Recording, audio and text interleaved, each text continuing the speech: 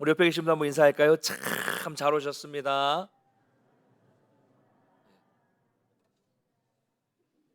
제가 지난 2월에 이단 경계 주일 오후에 우리 주변에 있는 이단들에 대해서 한번 이렇게 쭉 말씀을 드렸고요. 또 지난주에도 이 종말 말세 이야기가 나오면서 거짓 그리스도, 거짓 선지자에 대한 말씀을 이렇게 나눴는데, 그 후에 이제 몇몇 성도님들을 쭉 만나서 대화를 나눠 보니까 생각보다도 우리 성도님들 주변에 미혹되어서 이단의 잘못된 길에 빠진 분들이 많다는 것을 알게 되었습니다. 우리 성도님들이 빠진 건 아니지만 뭐 가족이나 또 먼 친척 혹은 친구, 이웃 중에 빠져 있는 분들이 꽤 많았어요. 어떤 분은 뭐전 재산을 다 팔아서 그 단체, 그 경북 지역에 있는 그 단체에 들어가서 공동생활을 하신다는 분도 있었고요. 또 어떤 가정은 온 가족이 다 같이 직장과 학업을 포기하고 그 단체로 들어간 분들도 꽤 있었습니다. 사실 그런 지경까지 가면 헤어나오기는 어렵습니다. 이미 빠진 것도 어려운데 자기의 전 재산과 뭐 가족들이 다 같이 들어간다면 헤어나오기는 어렵죠. 그렇기 때문에 계속 우리 교단에서는 매년 2월과 9월 1년에 두 차례 이단 경계 주일로 지키면서 이단에 대한 경각심을 갖도록 예방 교육을 하고 있고요. 교회에서도 교리대학이나 뭐 제자훈련 이럴 때나 또 이단 경계 주일 때 예방 교육을 하는 거예요. 이렇게 예방과 경고의 말씀을 제가 드려도 나중에 실제로 이단이 접근을 하면요, 머리로는 '아 이거 미혹되면 안 되겠구나. 뭔가 이상하구나.' 이렇게 생각하시면서도 한 번에 그냥 훅 하고 넘어가게 되는 일이 생깁니다. 실제로 생겨요. 안 그럴 것 같은 분들이 그렇게 되는 경우들이 있습니다. 한번 생각해 보겠습니다. 어떤 사람이 있어요. 근데 그 사람이 사람에게 상처를 많이 받았어요. 또 그러면 안 되겠지만 사실 교회에서도, 사람이 모이는 교회에서도 실망하고 상처를 받는 분들이 계십니다. 그래서 교회를 떠나려고 하고 있는 상황에서, 그런 상처가 많은 상황에서 정말 세상에 없는 것 같은 사람들이 어디선가 나타나서 마치 나의 모든 사정을 너무 잘 아는 것처럼 천사처럼 나를 챙겨주고 나를 위로해주고 다 안다고 해주면서 보살펴 주는 거예요.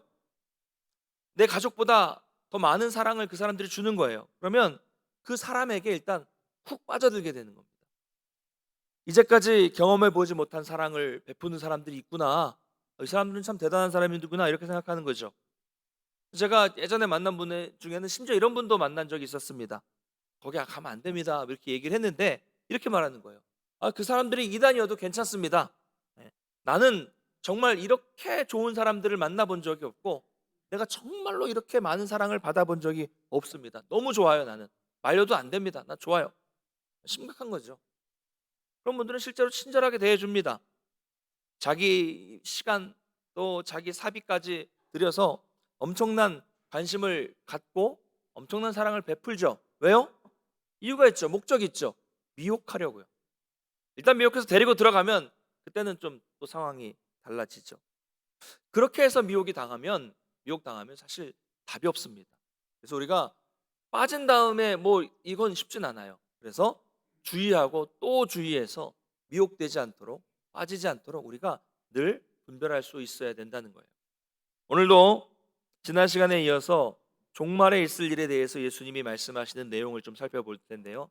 먼저 오늘 본문 15절을 보면 멸망에 가증한 것이 거룩한 곳에 서게 되거든이라고 말씀하고 있습니다. 이 말씀은 과거에 바벨론이 침략했을 때 이방의 신상이 거룩한 성전에 세워졌던 그 상황을 말씀하고 있는 거예요.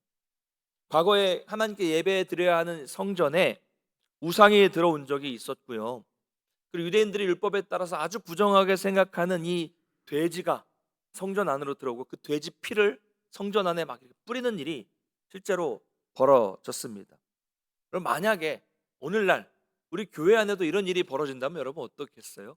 이 예배를 드려야 되는 이 강단 예배당 안에 막 불상이나 우상들이 탁 서 있고, 예? 뭐 이런 일이 벌어지고 있다면 아마 끔찍하지 않겠습니까?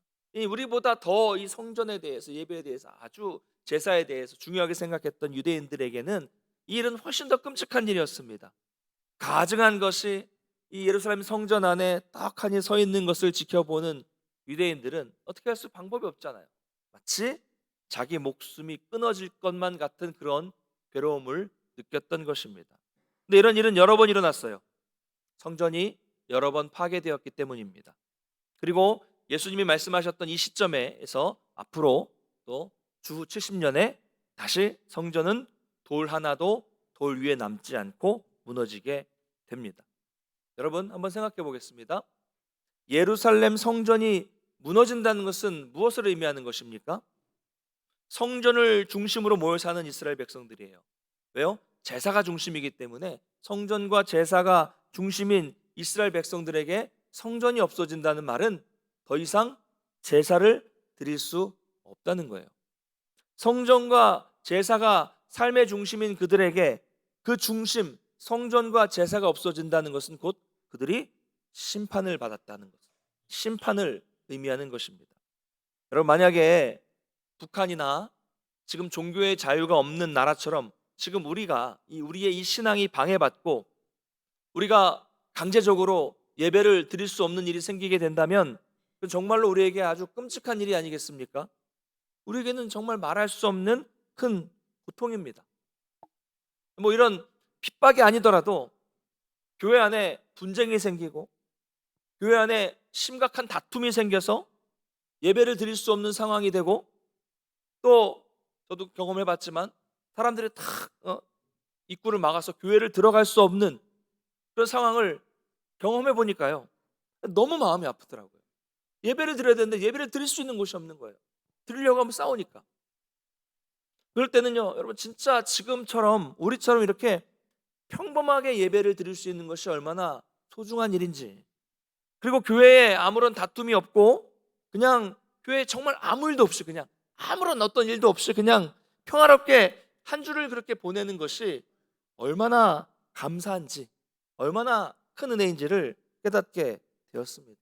사랑하는 성도 여러분, 먼저 이렇게 예배할 수 있음에 평안하게 또 때로는 졸면서도 예배할 수 있게 고요하게 평안하게 예배드릴 수 있음에 감사하시기를 축원합니다. 여러분 그리고 기도해야 돼요. 우리의 거룩한 성전인 교회가 오염되지 않도록 또 더럽혀지지 않도록 가증한 세상의 풍조가 들어와서 우리 교회를 이렇게 흔들지 않도록 예배를 가로막는 다툼과 분쟁이 생기지 않도록 또 우리 교회가 어떤 모일 수 없는 상황이 생기지 않도록 우리는 늘 교회를 위해서 예배를 위해서 기도해야 합니다. 그러면서 항상 우리가 말씀 안에 거해 있으면서 교회와 예배를 잘 우리가 지켜나가야 되는 거예요. 말하기는 우리 주님 오실 그날까지 우리 교회에 늘 감사와 기쁨의 예배가 드려질 수 있는 그런 교회가 되기를 간절히 소망합니다. 자, 말세에 이런 일이 벌어진다는 거예요. 멸망에 가증한 것이 성전 안에 들어오게 되는 일을 보면 어떻게 하라고 하십니까? 예수님은 먼저 산으로 도망하라 라고 말씀하십니다. 그리고 집안에 어디 안에 남겨놓은 것이 있다면 그 남겨놓은 것에 미련을 두지 말고 집으로 들어가지 말고 그냥 도망가라는 거예요. 또 이런 일이 생기는 것이 겨울이나 안식일에 되지 않도록 기도하라라고 이렇게 오늘 예수님 말씀하십니다. 결국 이렇게 말씀하시는 이유는 이런 환란은 너무 극심한 것이기 때문에 이 환란이 시작되면 누구도 피해갈 수 없는 일이기 때문에 환란을 당할 때 하나님의 자비를 구하고 잘 피하라는 거죠. 여러분 우리에게 신앙이 있어도요, 신앙이 있는 우리들도 이런 재난이 임하게 되면 성도도 똑같이 고난을 당할 수밖에 없습니다. 그러므로 우리가 할 수 있는 일은 뭐예요? 하나님의 자비를 구하며 기도하는 것이죠. 겨울이나 안식일 같은 때가 되지 않도록 기도하라는 겁니다. 이것은 겨울이란 말은 우리의 기준으로 아주 추운 한겨울, 이 혹독한 추위가 있는 그런 날을 말하는 것이 아니라 이스라엘 기준으로 우기를 말하는 겁니다. 우기. 그래서 비가 너무 많이 와가지고 질퍽질퍽거려서 이동하기 어려운 그런 때 일어나지 않도록 기도하라는 것이고요. 또 안식일에는 유대인들에게는 규정이 많았죠. 그래서 환란이 생겨서 도망을 가고 피해야 되는데 도망가다가 안식일에는 음식을 구할 수가 없어요. 그리고 이 안식일 규례 때문에 걷는 걸음의 숫자도 제한이 되어 있습니다. 어느 정도 걷다가 못 도망가요. 못 가게 되는 겁니다.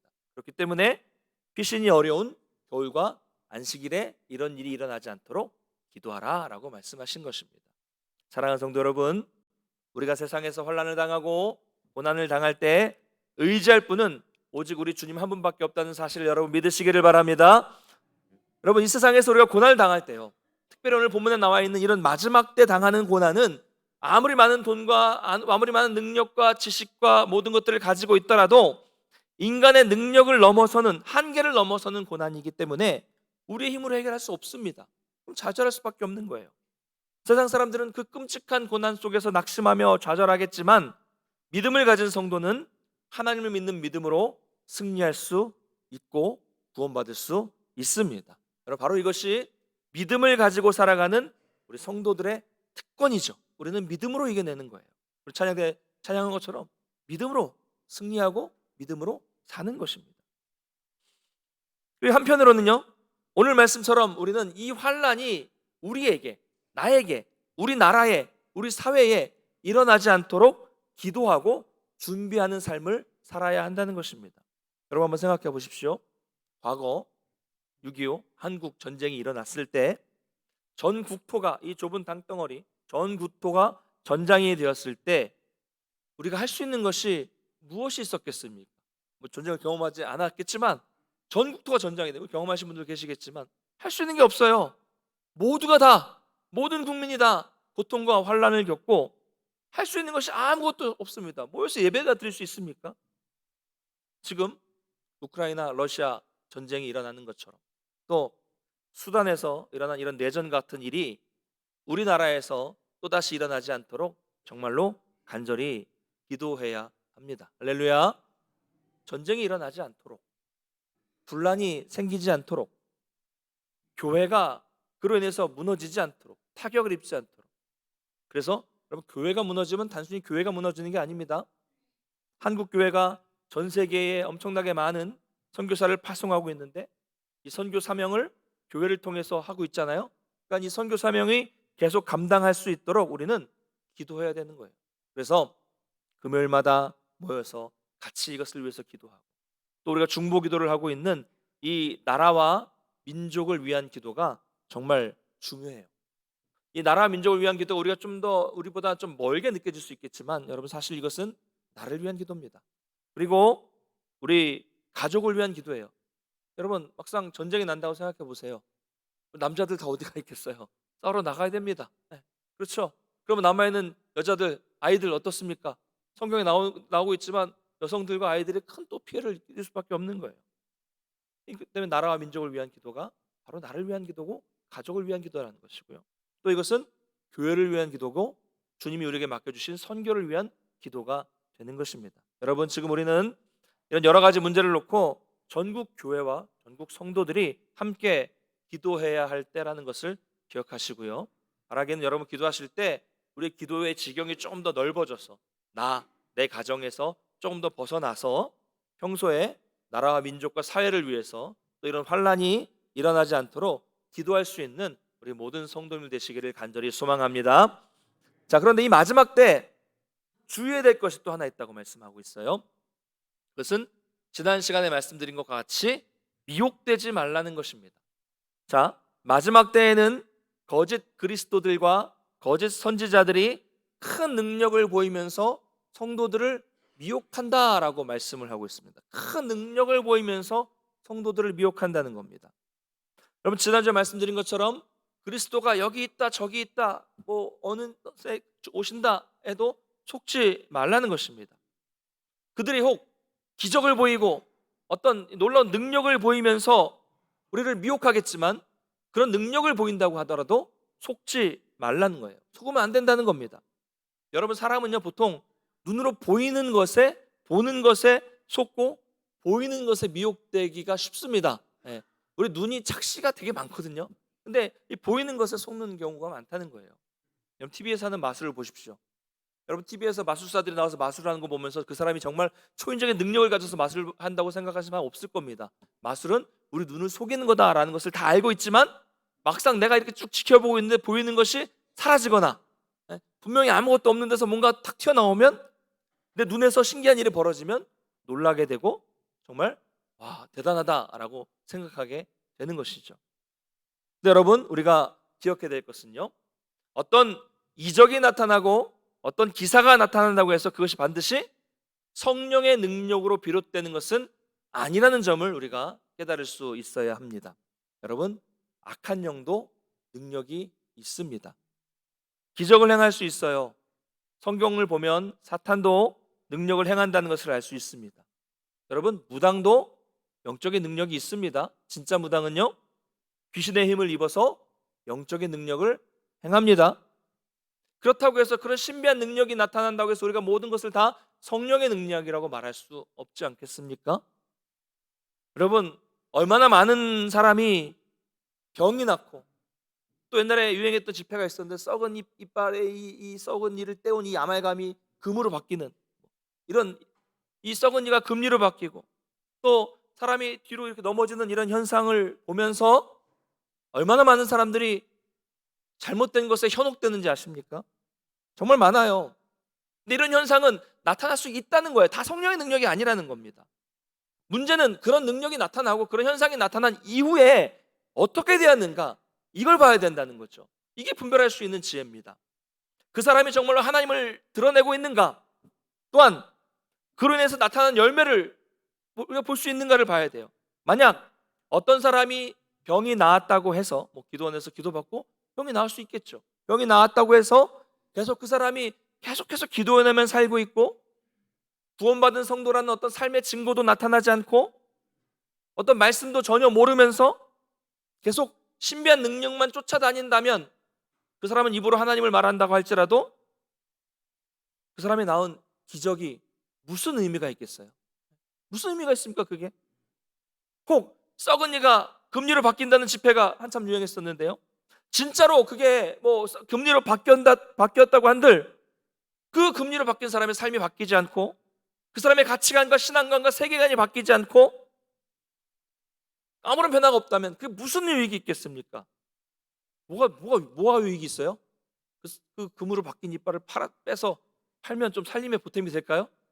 왜 금으로 바꾸는 걸까요? 비싸서 그런 겁니까? 집회 중에 안수하면 뒤로 넘어지는 이런 현상이 있는 그런 집회를 요즘에도 많이 있습니다. 여러분, 기도원 교회 같은 데 보면 많이 하고 있어요. 저도 오래전에 그런 집회를 참석한 적이 있었습니다. 예. 지금은 말할 수 있다 이제.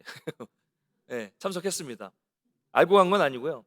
제가 전도사로 사역을 했을 때 제가 섬기던 교회가 그 지역의 여러 교회와 연합해서 연합 부흥 집회, 교회들이 연합 부흥 집회를 해서 참석하게 됐어요. 성도님들과 함께 참석을 하게 됐는데 강사로 우리 교단의 목사님이 오셨어요. 근데 말씀을 한참 전하신 다음에 마지막에 두 가지를 하시더라고요. 먼저 본인이 병을 치유기도를 하신다고 하십니다. 그래서 혹시 이 청중 중에 허리 디스크가 있는 분들은 문 중에서 앞으로 한번 나오라고 강단으로 초대를 했어요. 어떤 여성분이 나오셨습니다. 근데 이분이 기도를 안 하고 갑자기 여성분에게 앞으로 나란히 하라고 이렇게 하라고 하시더라고요. 제가 지어내는 게 아니고 그때 그대로 지금 말씀을 드리는 겁니다. 앞으로 나란히 하라고 하시더니 팔 길이가 짧대요. 양쪽이 안 맞는데요. 그래서 이 팔 길이를 맞추면서 디스크를 고치겠다고 말씀을 하시고 기도를 하시더라고요. 자, 그러면서 총 3번 기도를 하셨습니다.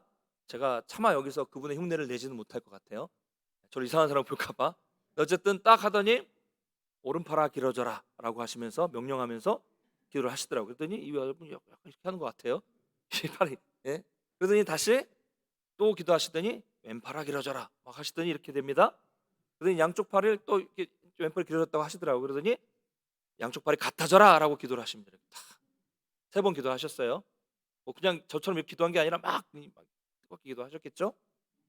그러더니 그 여성분에게 물어봅니다. 어떻게 좀 디스크가 나으신 것 같습니까? 그러더니 이 기도 받은 분이 그런 것 같습니다 라고 하고 들어가셨어요. 여기 계신 우리 허리 디스크를 앓고 계시는 분들 혹하십니까? 그분이 누구신지 저한테 묻지 마세요. 제가 그분 어디에서 목회하는지도 알고 있는데 어쨌든 정말 열정이 넘쳤던 이 처음 제가 신대원 다녔던 그 전도사로서 저는 너무 큰 충격을 받았습니다. 아니 도대체 저게 뭘까? 이 종교 개혁자들의 신앙의 유산을 물려받은 우리 이 교단 안에서 우리 선배 목사님이 왜 저러고 계실까? 자, 그래서 어쩌라는 걸까? 이런 의문이 이런 이 분노, 의문이 막 생겨 있었어요. 자, 그러더니 이제 끝나고 집회가 끝나고 안수기도를 해주신다고 받고 싶은 사람은 다 앞으로 나오라고 하셨습니다. 여기 중앙통로에 일렬로 다 서셔서 쭉 줄 서가지고, 되게 큰 교회에서 했거든요. 쭉 줄 서가지고 안수를 딱 하는데, 그럴 때마다 어떤 분들은 뒤로 이렇게 탁 넘어지는 거예요. 정신을 잃고 쓰러지시더라고요. 네, 저도 궁금해서 나가봤습니다. 네. 안 나갈 수가 없었어요. 전도사인데 또 성도들이 와 있는데 같이 다 나갔죠. 나갔는데 제가 넘어졌을까요? 안 넘어졌을까요? 잘하시네. 제가 믿음이 없는 걸 잘하시는 것 같아요. 안 넘어졌어요.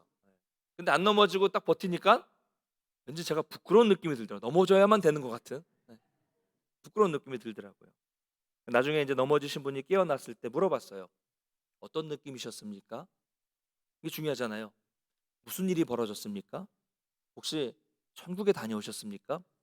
대답이 놀라웠어요. 아니요.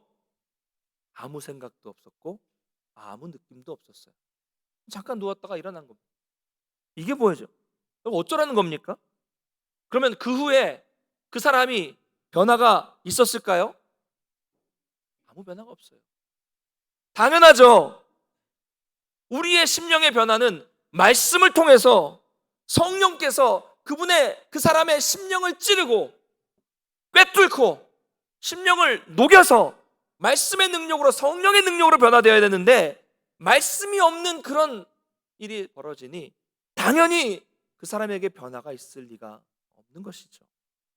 그런데 자꾸 그런 것이 신기하다고 하면서 그게 성령의 능력이라고 하면서 그런 곳만 찾아다니는 사람들이 있습니다. 여러분, 지금도 많아요. 전국 곳곳에 많아요. 그리고 그런 사역을 한다는 사람들의 열매는 결국 그 일을 통해서 하나님을 드러내는 것이 아니라 자기를 드러내고, 자기가 능력 있는 사람이라는 것을 드러내고, 그 일로 인해서 자기에게 어떤 이익이 생기니까, 큰 이익이 생기니까 그 일을 하게 되는 거예요. 그래서 결국에는 어떤 열매가 나옵니까? 말씀은 모르면서 신비한 체험만 따라다니는 이상한 성도들, 그것도 신앙생활을 오래 했지만 전혀 분별력도 없고 말씀을 모르는 이상한 성도들을 양산해내고 있는 것입니다. 그게 그들의 열매입니다. 여러분, 우리는 이 나쁜 열매를 통해서 확실하게 분별할 수 있어야 합니다. 출애굽을 보면요, 모세가 행했던 많은 일들을, 많은 이적들을 술객들도 행했다라고 말씀하고 있습니다. 악한 영도 능력을 행할 수 있습니다. 절대로 능력에 여러분 현혹되거나 미혹되지 마십시오. 왜 미혹시킬까요? 왜 현혹시킬까요? 목적이 있을 거 아닙니까? 저는 왜 매주 이렇게 강단에서 막 이렇게 목이 터져라 여러분에게 강조하고 교육과 훈련을 받으라고 말씀을 드리고 기도에 제발 좀 나와서 기도하라고 말씀을 드릴까요? 왜 강조할까요? 저도 목적이 있지 않겠습니까? 그 목적이 뭡니까? 제가 몇십억 모으려고 합니까? 여러분을 이상한 곳으로 이끌어 가려고 할까요? 늘 강조하는 게 있지 않습니까? 성숙한 성도가 되라고, 제자가 되라고 강조하고 있는 거예요. 그러면 지난주 말씀드렸던 그 시한부 종말론의 목적은 뭐였어요? 결론이 나왔잖아요. 그건 시한부 종말론이 거짓이라는 게 나왔고, 그 목적은 뭐였어요? 교주가 34억을 미혹된 성도들이 집 팔고 전세금 빼고 직장 그만두고 헌금한 34억 원을 교주가 다 자기가 가졌다니까요. 빼돌렸다니까. 그게 목적이었어요. 목적이 나타났잖아요. 그렇다면 악한 세력이 우리를 미혹시키는 것도 목적이 있겠죠. 그 목적은 바로 우리의 영혼을 망하게 하기 위함입니다. 병 고쳐주는 것이 목적이 아니에요. 그런 것만 보게 만들고 이상한 신앙을 갖게 만들고 분별하지 못하게 해서 이상한 신앙으로 만들고 결국 그 영혼을 구원받지 못하게 망하게 하기 위한 것이 미혹하는 세력의 목적이라는 겁니다. 여러분, 말씀 안에 늘 계셔서 절대로 그런 것에 현혹되지 마시고 영을 분별하시기를 간절히 소망합니다. 분별할 수 있는 지혜를 달라고 간절히 기도해야 합니다. 사랑하는 성도 여러분, 누구든지 여러분 오늘 이 말씀과 다른 이야기를 전하고 자기가 메시아라고 하거나 자기들의 집단만 구원이 있는 이 종교라고 말하는 사람들은, 다시 한번 말씀드리지만 모두 적그리스도요 모두 거짓 선지자입니다. 절대로 그들이 말 혹은 그들이 어떤 이 희한한 능력을 베푼다고 할지라도 혹은 그들이 너무나도 친절하게 여러분들을 대한다고 할지라도 그것에 속아서는 절대로 안 됩니다. 분별할 수 있어야 됩니다. 여러분, 성령님은 인격적인 분이에요. 인격이에요. 우리의 말씀을 들을 때 우리의 심령 속에 말씀을 주시는 분이십니다. 그리고 우리의 심령을 인격적으로 변화시키시는 분이라는 것을 여러분 믿으시기 바랍니다. 어떤 파워 아니에요. 기 아닙니다. 막 이렇게 집에 가면 막 불 받아라 막 이러면서 막팍 하면 확 쓰러지고 차마 영상을 못 보여드리겠고 그런 쏘는 게 아니에요. 그리고 어떤 집회 보면 막 성령님 오십니다, 오고 계십니다. 더 자기가 막 성령님을 부리거나 이럴 수 있는 존재가 아니라니까요. 어떻게 우리가 하나님을 오라고 하십니까? 할 수 있습니까? 오시라고 가시라고 할 수 있습니까? 조심해야 돼요. 절대로 속지 마십시오. 다시 말씀드립니다. 내가 뭐 40일 금식하다 깨달았다. 직접 직통 계시를 받아서 깨달았다. 남들이 모르는 신령한 진리를 나만 알고 있다. 내가 메시아다. 이러면서 사람들을 미혹시키는 거짓 선지자들, 거짓 그리스도들의 절대로 여러분 속지 마시고요. 지혜롭게 분별하는 성도님 되시기를 간절히 축원합니다. 자, 그렇다면 내가 메시아다. 언제 온다. 막 이런 엄청나게 많은 일들이 있는데 예수님은 어떻게 오셨느냐? 성경에 분명하게 말씀하고 있습니다. 여러분 미혹되지 마세요. 27절, 28절입니다. 같이 읽겠습니다. 시작. 번개가 동편에서 나서 서편까지 번쩍임 같이 인자의 임함도 그러하리라. 주검이 있는 곳에는 독수리들이 모일 것이니라. 아멘. 여러분 이 말처럼 예수님은 전 세계 누구나 다 알게끔 오신다는 거예요. 여러분 예수님의 재림은 지역적인 재림이 아닙니다. 예수님께서 처음 초림하셨을 때 이 땅에 오셨을 때는 지역적으로 오신 거죠. 그러니까 우리가 잘 모르는 유대 땅 저 촌구석 베들레헴 시골의 마구간에 오셨어요. 그래서 그때는 아는 사람이 많지 않았습니다. 동방 박사들과 몇몇 목자들만이 경배했을 뿐이에요. 그러나 성경이 말하는 예수님의 재림은 다시 오실 때는 다릅니다. 그때와는 달라요. 누구나 다 알 수 있게 오신다는 거예요. 번개가 번쩍하고 치면 누구나 번개가 쳤다는 것을 알 수 있는 것처럼 독수리들이 막 한 군데 모여 있으면 거기에 시체가 있는 것을 다 누구나 알고 있는 것처럼 아는 것처럼 분명하게 모두가 알 수 있게 오십니다. 그러므로 우리는 이 말씀을 통해서 종말에 대해 예수님 오실 때에 이상하게 말하는 사람들의 말이 얼마나 허황된 말인가, 얼마나 성경과 다른 말인가를 깨달을 수 있는 것입니다. 여러분, 지난 시간에 시한부 종말론을 말씀드렸는데요. 혹시라도 여러분 이런 걱정하지 마세요. 예수님이 오셨을 때 내가 준비하지 못해서 나만 들림받지 못하면 어떻게 될까? 이런 걱정하지 마십시오. 그런 일은 절대로 일어나지 않습니다. 데살로니가전서 4장 16절을 한번 읽어보겠습니다. 같이 읽겠습니다. 시작. 주께서 호령과 천사장의 소리와 하나님의 나팔 소리로 친히 하늘로부터 강림하시리니. 아멘. 여기까지 읽겠습니다. 큰 소리와 천사장의 소리와 하나님의 나팔 소리로 하늘로부터 친히 강림이 일어난다라고 말씀하고 있어요. 조용히 오셨다가 몰래 몇 사람만 이렇게 데리고 가는 그런 재림이 아닙니다. 걱정하지 마세요. 내가 혹시 자고 있을 때 오셨다가 몰래 가셔가지고 나만 깼더니 혼자 남아있는 것이 아닐까? 걱정하지 마세요. 제가 말씀드린 것처럼 혹시 내가 체중이 요즘 많이 늘었는데 무거워서 다른 사람 올라갈 때 나는 천천히 올라가가지고 시간이 다 지나서 못 올라가고 천국문이 닫힐까 걱정하지 마십시오. 이런 일은 없습니다. 주님이 다시 오실 때는 온 세상 모든 사람이 알 수 있게, 모든 사람이 볼 수 있게 오신다는 것을 여러분 믿으시기를 바랍니다. 말씀을 맺겠습니다. 여러분 종말에 대한 말씀을 들으실 때마다 이 날을 두려워하지 마시고 기쁨으로 사모하시기를 바랍니다.